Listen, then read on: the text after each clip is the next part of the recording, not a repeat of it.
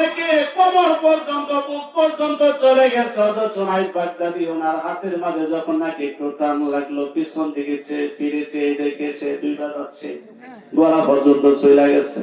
বুঝতে আর বাকি আছে আল্লাহর ওলি, কারণ তিনি তো দেখতে আছেন। মারহাবা বলেন না? পরীক্ষা চলতেছে। কি রে বাবা, তোর অবস্থা কেন? নিয়তের মাঝে, ওজিবার মাঝে কোনো গন্ডগোল হইল কিনা?